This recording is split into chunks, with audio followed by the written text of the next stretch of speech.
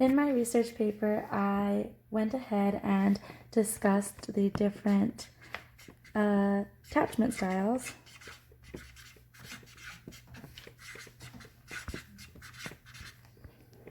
that our textbook discussed. The attachment styles are the degree of security experienced in interpersonal relationships. This can mean that it can affect it can be a reflection of our attachment from our adults, from babies to adults. In other words, it's how we attach to each other, which can be defined by the attachment theory. The attachment theory is the need for strong emotional and physical attachment to at least one primary caregiver, and that's why it often will explain how we react and act as adults. The 4 different styles of attachment are the secure attachment, the avoidant attachment, the anxious attachment, and the disorganized or anxious avoidant attachment.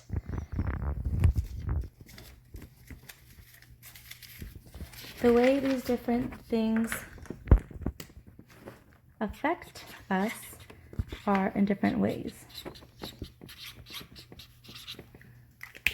The main effects of these attachments is it shows how we are able to be emotionally intimate with a person.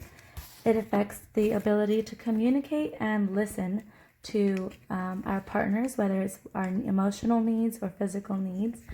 And it also affects the way we respond to conflict. And surprisingly enough, it can also affect our expectations of our partners, which can sometimes be too harsh or not harsh enough, whatever it may be in the situation. So to explain a little bit further, the secure attachment style has low avoidance but high anxiety. But has low avoidance and low anxiety. So this means that they're comfortable with intimacy, and their overall relationships with people are just more secure, and they find it easy to depend on people. The next one we can dive into is avoidant. Avoidant means they have high avoidance and low anxiety. Oftentimes, avoidant people are uncomfortable with closeness and they value freedom. And they're often not worried about their partner. They're comfortable being close, but they have trouble being close to just one person. The next attachment style we'll go over is anxious. So they are low in avoidance, but they are high in angst and anxiety. This one is a tricky one. It means that oftentimes these kind of people will crave intimacy, but often are insecure in their relationships and worry whether the partner is being true to them. And the last one is sort of a mix. It's anxious avoidant, or in other words, disorganized. This one has high avoidance as well as high anxiety.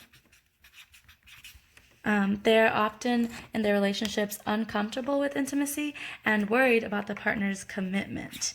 So that's often where you will find conflict. So the interesting thing about studying these attachment styles is the cycles that were kind of proven throughout research. So some of the research I did was reading into the patterns of attachment by Eisenworth, as well as the different social behaviors and personality functionings by Biani and et al. And another interesting research I found was the the defense mechanisms compared to the remembered prenatal caregiving. And what they did is they kind of compared the different attachment styles to the different emotions. So this goes on to my last discussion of this topic, is that this kind of a cycle that we find ourselves stuck in. So what happens is we start as baby and parent, and they teach us. They walk us through ways to deal with our emotions and different ways and how to feel and accept closeness. And then it goes into our intimate relationships, and then the cycle starts all over again with your partner, depending on their attachment style and yours, how you teach your babies, and that's where the cycle continues. So one interesting thing about the research on defense mechanisms and remembered prenatal caregiving was that oftentimes we'll find comfort in people that have the same attachment styles to us, but that doesn't often lead to happiness, and it can sometimes create a cycle that just never ends. So that is my report on attachment styles. I hope you enjoyed, and my name is Daisy Jimenez, and it was a pleasure having a class with all of you. Thank you very much.